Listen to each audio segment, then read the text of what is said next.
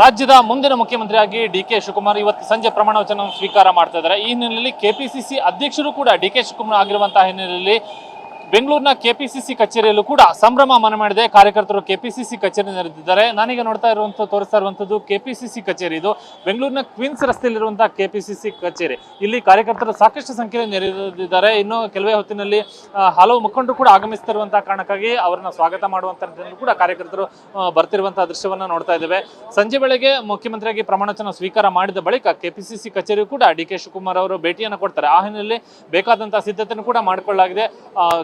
ಕಾಂಗ್ರೆಸ್ ಕಾರ್ಯಕರ್ತರು ನೆರೆದಿರುವಂತಹ ದೃಶ್ಯವನ್ನು ಕೂಡ ನಾವಿಲ್ಲಿ ನೋಡ್ತಾ ಇದ್ದೇವೆ. ಇದರ ಜೊತೆಗೆ ಇಲ್ಲಿ ಡಿ.ಕೆ. ಶಿವಕುಮಾರ್ ಅವರಿಗೆ ಸ್ವಾಗತ ಕೋರುವಂತಹ ದೃಶ್ಯಗಳನ್ನು ಕೂಡ ಫ್ಲೆಕ್ಸ್ಗಳನ್ನು ಕೂಡ ನಾವಿಲ್ಲಿ ಕಾಣ್ತಾ ಇದ್ದೇವೆ.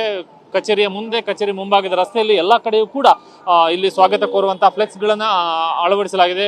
ಎಐಸಿಸಿ ಅಧ್ಯಕ್ಷ ಮಲ್ಲಿಕಾರ್ಜುನ ಖರ್ಗೆ ಹಾಗೂ ಮುಖ್ಯಮಂತ್ರಿಗಳಿಗೆ ಪ್ರಮಾಣ ವಚನ ಸ್ವೀಕಾರ ಮಾಡ್ತಿರುವಂತಹ ಡಿ.ಕೆ. ಶಿವಕುಮಾರ್ ಅವರಿಗೆ ಸ್ವಾಗತ ಕೋರುವಂತಹ ಹಲವು ಫ್ಲೆಕ್ಸ್ಗಳನ್ನ ರಾಜ್ಯದ ಹಲವು ಕಾಂಗ್ರೆಸ್ ನಾಯಕರು ಅಳವಡಿಸುವಂತಹ ದೃಶ್ಯವನ್ನ ನಾವಿಲ್ಲಿ ನೋಡ್ತಾ ಇದ್ದೇವೆ. ಹೀಗಾಗಿ ಬೇಕಾಗಿರುವಂತಹ ಸಿದ್ಧತೆಗಳು ಜೊತೆಗೆ ಪೊಲೀಸ್ ಭದ್ರತೆಯನ್ನು ಕೂಡ ಇಲ್ಲಿ ಏರ್ಪಡಿಸಲಾಗಿದೆ.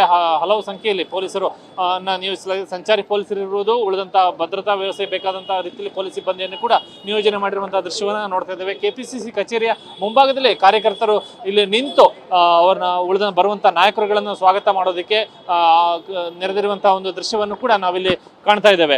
ಕೆಪಿಸಿಸಿ ಕಾರ್ಯಕರ್ತರು ಇಲ್ಲಿ ತಮ್ಮ ಒಂದು ಹರ್ಷವನ್ನ ವ್ಯಕ್ತಪಡಿಸಿದರೆ ಮುಖ್ಯಮಂತ್ರಿಯಾಗಿ ಡಿ.ಕೆ. ಶಿವಕುಮಾರ್ ಪ್ರಮಾಣ ವಚನ ಸ್ವೀಕಾರ ಮಾಡ್ತಿರುವಂತಹ ಹಿನ್ನೆಲೆಯಲ್ಲಿ ತಮ್ಮ ಸಂಭ್ರಮವನ್ನು ಇಲ್ಲಿ ಕಾಂಗ್ರೆಸ್ ಕಾರ್ಯಕರ್ತರು ವ್ಯಕ್ತಪಡಿಸುವಂತಹ ಒಂದು ದೃಶ್ಯವನ್ನು ಕೂಡ ನಾವಿಲ್ಲಿ ನೋಡ್ತಾ ಇದ್ದೇವೆ.